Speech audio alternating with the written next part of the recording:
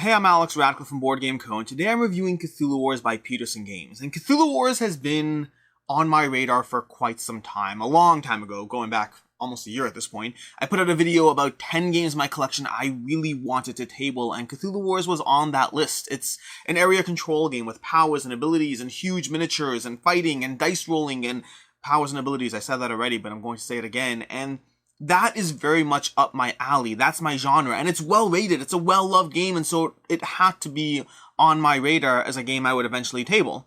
And I did table it months ago. I don't know how far back my first play was, but we got in a bunch of more than months ago at this point. Probably 6 months ago, I finally got this to the table, and then proceeded to get in play after play and really get to experience and enjoy the world that Cthulhu Wars gives. And so, let's jump into the review part because I'm getting a little sidetracked. So, review part. Let's go into the how this game plays, the overview summary, all of that.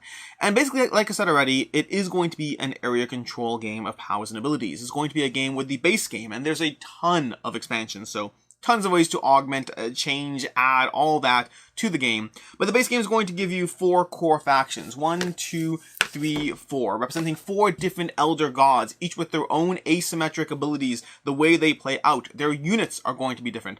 The way they upgrade their spell books are going to be different. You're going to have these little spell books that are going to go onto your board, unlocking depending on accomplishing different objectives. Every time you accomplish one of your 6 objectives, and they will be different by faction, you'll unlock a spell book that can go onto your board. It's not just powers and abilities, it's also a winning condition to the game. In order to be eligible for winning, you're going to have to upgrade all 6 of your spell books, slowly developing a more powerful faction as you go through that.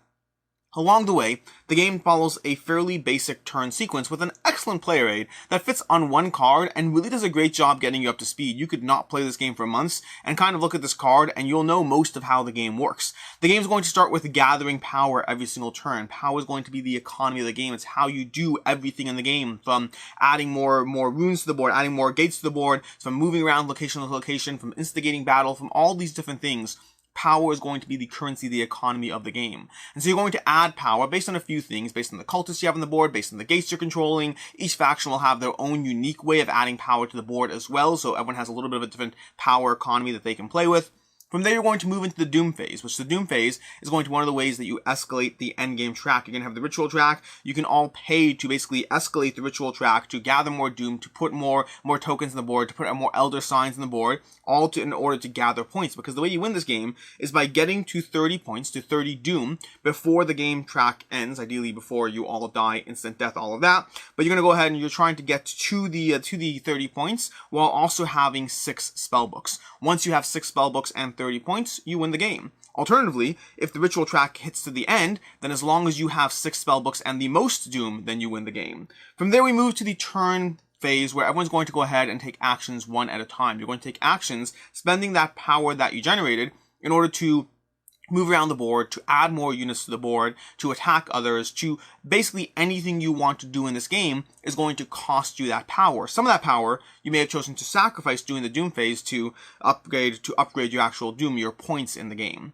That's basically Cthulhu Wars. That's at least the turn structure. Past that, some other things to generally be aware of is combat is going to be involved, well, moving your units into areas with other units, weighing up the various abilities of the characters in play, from the various basic units to your elder ones if you have them on the board. Every faction is going to have their own unique Elder One. For the purpose of this completely random setup, I threw 2 Elder Ones on the board, but we got these guys kind of patiently waiting in the background for their turn at play. And you're going to measure up your various stats of the various units. Every unit has not really so much stats as basic, how many hit points they have, how much damage they do, and the various specific extra ability they bring to the table. Now, your Elder One is going to be the most fun, or at least most fun for you, not most fun for your opponents, in the way they completely break the game. Combine that with your spellbooks. Spellbooks will come with a variety of different abilities. They often will augment your own individual units. So every faction is going to have their own different spellbooks. One of them will be an economy spellbook. A bunch of them will augment your various units. Some of them will give you different general abilities that you have in play.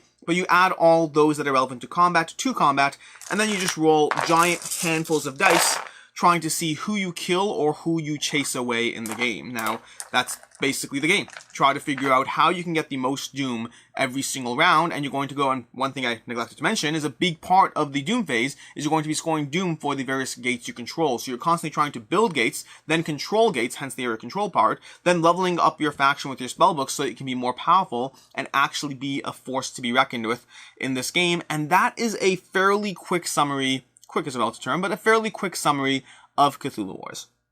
It's fairly quick to teach.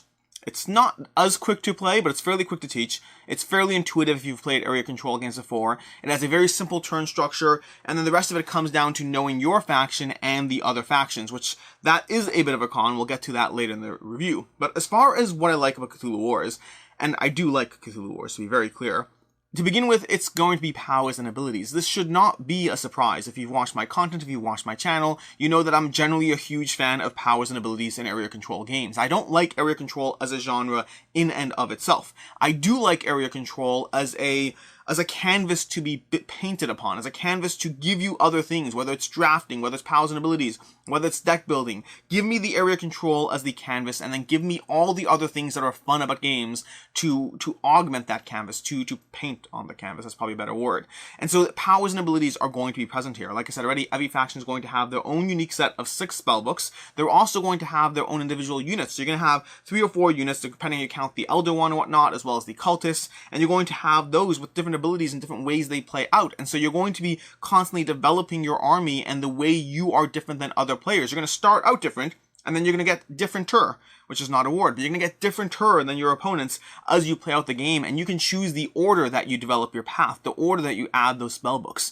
The game is fairly, well, I said the game is fairly easy to teach, we can skip that one. The asymmetric factions are fun. The constant balance of trying to improve your economy in this game versus just hitting other people in the face is ever present, and this game has that balance because every time you focus on building cultists, building gates, or whatever your faction spellbook is that gives you power, those things are going to give you more power for next turn, which is awesome, because that means you can do even more things next turn. Unless, of course, you've been focusing too much on building your power, and not enough time focusing on building up your punching people in the face ability, in which case other players are going to be punching you in the face because you spent way too much time building up cultists and not enough time defending them. So this game very much has that trade-off of you constantly want to build up your economy, but you have to balance that with enough defense or alternatively aggression to ensure that you are viable in this game. And that trade-off is going to be there as long as you are trying to win the game as well. That trade-off is going to be just as present as you try to gather power points by try to gather Doom points by spending your power to get your victory points so that you can win the game. That's going to have more of a trade-off there, a constant balance of, well, I can spend 8 extra power this turn. That's going to be half my power gone. It means I'm going to be less of a viable contender next round. Also, I really wanted to bring my Elder One back on the board after, Jack over there just destroyed him. And so you're going to have that trade-off of trying to win, but trying to stay in the game so you can be viable. Those trade-offs are going to be present the entire time you play the game. And the game has near infinite expandability. If this base game is not enough for you, there's a ton of other stuff to get. There are extra Elder Ones you can summon that are not really tied to any faction. There's going to be more factions you can add. There's going to be a ton of, going to be more maps and more everything. And I couldn't possibly tell you all the more stuff. I don't even know most of the more stuff because this is a game that if you can't get into a game without going all in, Cthulhu Wars is not for you. There's well over $1,000 worth of content for this game. This is a game that has multiple Kickstarters with tons of different stuff, from component upgrades to gameplay upgrades. There's just a ton of things, from glow-in-the-dark miniatures. This over here is a glow-in-the-dark miniature. How necessary is that? It's not necessary. Why do you have it, Alex? Because I don't have the actual original miniature for this, so it had to be proxied with something. So the glow-in-the-dark miniature is the one we have now. But yeah, it has basically anything you can possibly imagine. Ridiculous busts of first-player markers. There's things that would interest me as someone who likes gameplay. There's things that would interest me as someone who likes component upgrades. And then there's things I just don't particularly care about because I don't care about having a bust of H.P. Lovecraft as my first-player marker in this game. As far as things I don't like about the game, to begin with, it's going to be that near infinite expandability that I just said is a pro. And it is a pro. I like games that say, here's your content, here's your powers and abilities, now here's more of that. And I like the here's more of that to an extent. The near infinite expandability, speaking again as someone who, I just said, if you are someone who cannot be in a game without going all in, then Cthulhu Wars is a dangerous business. I am someone who likes to go all in on everything I own. If I like it, I want all of it because Because it's illogical, it's irrational, it's a little bit of a problem, but Cthulhu Wars very much tempts me with that degree of all-in. Now, fortunately, it has enough of an all-in that I haven't actually gone all-in, because it's one thing to say, hey, I'll take those 3 expansions. It's another thing to say, here's $1,000 and like give me everything. It won't even get you everything. But yeah, so that near infinite expandability is almost a problem at the same time. It's hard to pick out which things you want, which things are essential, which of these expansions are the best ones to add to the game, which ones are really going to help your gameplay, and which ones are just going to make this game harder to pull out and get to the table, because there's just way too much content. Other than that, I'm not actually a fan of the miniatures, which is interesting, because I know a lot of people love the miniatures in this game, love the giant hulking things of plastic, and I do love miniatures, but I'm much more a fan of detailed miniatures that are not necessarily quite as large as this ridiculous talking head guy over here. I'm a fan of smaller miniatures with a little bit more detail than these gigantic things. These are impressive, to be very cool. These have a degree of table presence that is something to be... It's cool. It is cool. But the actual miniatures themselves don't really do it for me. I'd much rather have a game that fit into a smaller box. And it's not that I mind large boxes, but once you get expansions and content, getting this game out, it takes more time to set this game up than it does to teach once you have a whole bunch of stuff stuffed into a box. And if you have any expansions, you're going to want to start stuffing into a box. So I am not a huge fan of the miniatures, not necessarily against them necessarily, but I just like things that are a little bit more subtle, a little bit more elegant, a little bit more detail, as opposed to these giant hulking masses of plastic. And then most importantly for me, my biggest problem with Cthulhu Wars is going to be the progression in this game feels too linear. Because I love powers and abilities, but I like powers and abilities, and not to compare to other games, but I will compare to other games. But in Blood Rage, in Kemet, you're going to have tons of powers and abilities, but you get to develop and augment the path that your faction takes. It is not necessarily asymmetry in and of itself, rather it is developed asymmetry, which means you're all starting on a level playing field, and then you can branch out and augment and power up from there, which also means there's more room for that, because take Kemet, which is going to be a game that has, I don't know, if the base game is going to have 48 power tiles and, 3 factions, 48 power tiles. That's a ton of different ways you can branch out and develop your faction. Versus in Cthulhu Wars, you have your unique characters and then unique units, and then you're going to have 6 faction tiles, 6 spell books, so to speak, 6 books that you can use to develop out your faction. And it might seem like, well, the branching pathways, I can choose this one, then that one, then this one. Really, any individual faction is going to have 2, maybe 3 spell books that are likely the best ones to pick starting off, and you will develop them in not necessarily infinite pathways, not even, 6 times, 5 times, 4 times, 3 times, 2 times 1, but rather you'll develop them in one of 3 or 4 different pathways as far as how you branch out and build out your characters in the way that makes the most sense, just based off of that faction and the way it works. I like the fact that these powers and abilities feel cool, and they often feel broken. I love them, don't get me wrong. But I wish that the game had more of a branching path as to how you built out your unique faction, as opposed to the fairly linear sense that it does give you, or at least based on my level of strategy. Because this is the part in any review where I will have a whole bunch of people who've played 200 games of Cthulhu Wars telling me how wrong I am. That's fine. I have maybe 10 plays of Cthulhu Wars under my belt, so granted, it's not 200 plays, but I haven't felt that the factions give you that true degree of freedom and choice, and so much as just a linear progression of powering up, not so much branching out and developing. As far as I can see, others not liking this game, to begin with, dice rolling left, right, and center. You will have turns where you roll an entire handful of dice trying to take out the Elder One, and you don't roll a single 6. Let me quickly rotate those. But you don't roll a single 6. See that? I just rolled all those dice, not a single 6 happened. That is very unlucky, very unfortunate. It happens to me all the time in this game. There's gonna be games where you just roll a single die, and you immediately roll a 6 in a single die. See, again, that was just lucky, perfectly done for this filming over here. But yeah, it's going to be a game where there is very much dice rolling. If you don't like the fact that you will have a few dice that end up killing a bunch of people, or giant handfuls of dice that don't do any damage, I mean, it has dice rolling, so factor that in. It's a game that can be pretty overwhelming. Now, not the rules themselves. The rules themselves, like I said already, are fairly streamlined. If you've played Area Control, you can get people up and running in 10, maybe 15 minutes, which is pretty good for this game.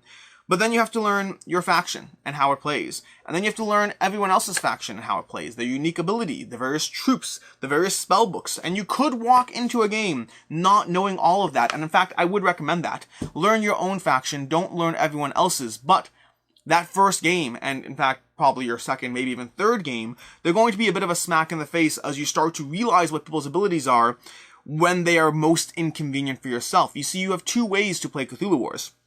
Way one is you learn every single skill or ability or spell book that every person at the table has. That's going to turn your 15-minute teach into a 50 to an hour minute teach, or whatever it is, not an hour minute, 50 to 60-minute teach instead, just because of how much content there is, and you're also learning all those abilities without having a clear picture of actually playing the game so much as just learning the game. The other way, which is the way I'd recommend, is you learn your own faction and then you get slapped in the face by people's abilities that you weren't prepared for, and so game one is almost a write-off, and then you can walk into game two, spending those extra 20 minutes learning everyone's things, but it's still going to take time before you really have a good feel. In fact, I'd say it takes playing every single faction at least once before you really have a good feel as to how every faction plays and how to counter those. So there's a lot of overwhelmingness in this game, a lot of investment to learn everything because it is an asymmetric game with asymmetric branching, well, asymmetric powers and upgrades and all of that. Additionally, you're going to constantly, at least until you've played every faction, you're going to constantly feel in this game that that person's faction is overpowered. That person's Elder one is completely broken one. My faction is the least powerful, and it's just unfair and unbalanced as far as how this game goes. Now, once you play every faction, you'll start to quickly realize it doesn't matter who you play as, you're going to accuse someone else of being overpowered and unbalanced. So this game does work in my opinion, but you will often feel, because of the nature of the asymmetric game, at least starting off, you may well feel that someone else is ridiculously overpowered compared to yourselves. And then lastly, sometimes, not always, and hopefully the players balance the game to a degree, but sometimes you can get stomped on. This is a game where you can get pushed and shoved into a small little corner, and there's not really much of a catch-up mechanic at play. You see, what the game has is you're going to generate power based on your cultist, your control of gates, your faction ability, and then if you don't have cultist or gates, you're not going to generate a lot of power. Now, the game does say that you always get at least half as much power as the person generating the most power. So you're always getting something. You're never going to be completely stomped down. Sadly, generating half as much power as the people in the lead when you have nothing on the board doesn't really give you much of a comeback unless the players themselves are being mindful of, hey, we shouldn't really stomp on Alex right now because we might need him as a viable player in the game because Jared over there is once again destroying us, so we need Alex to be around, so we're just not going to attack him. So unless the players are balanced in the game around that, this is a game where if you get stomped on a little too much, you might find yourself in a corner, hopefully not crying, but just waiting for your turn to slowly recover in this game. As far as my final thoughts on Cthulhu Wars, I see why people like this game. And no, that's not a tangent to me diving into, but I don't like it at all. It's a 2 out of 5. No, this is a good game. I like it a lot. Cthulhu Wars is a 4 to 5 for me. It's a really enjoyable area control experience with powers, with abilities, with dice rolling, with attacking decisions, tactical depth, choosing where to put your energy, where to attack, how to augment, how to grow, how to develop, how to win in this game. The thing holding it back for me is going to be that aspect of I feel it's a drop too linear in the way you actually develop your faction. It's a game where every time I play it, I enjoy it, and the players keep the game fresh. But the actual factions, there's only so many ways I can play each individual faction before I feel I need another faction to mix it up. I need another faction to give me those branching pathways, those constant decisions of how or what I'm going to do. In fact, a system I would have loved to see for this game is going to be from Peterson Games themselves. In Planet Apocalypse, they have their own system where whenever you unlock a spell book, not really a spell book, but whenever you unlock one of these upgrades, you get the upgrade both of what you unlock and of what you cover, giving you this kind of extra decision of, okay, well, I want to upgrade in this particular path. It gives you that double upgrade feeling, which gives you more branching aspects of how you develop when you play Planet Apocalypse. I would have loved to see that in Cthulhu Wars. If these 6 locations all had a different thing that it gave you, in addition to the fact that the spellbook you're getting, that would have given you so many more ways to develop and branch out and more replayability as far as what I'm looking for, which is, for me, it's not about the area control. It's not about the fact that, yes, you will respond differently and I'll respond differently and there'll be a tactical game here. For me, I love the canvas of just the powers and abilities and the way I can develop my faction. And that's the one thing lacking for me in Cthulhu Wars. Overall, I can easily recommend this game. It's a solid game with powers, abilities, with tenseness, with ridiculously gigantic hulking gobs of plastic, if that's your thing. But that overall is my review of Cthulhu Wars. Until next time, I'm Alex Radcliffe from Board Game Co., and I hope you have a good one.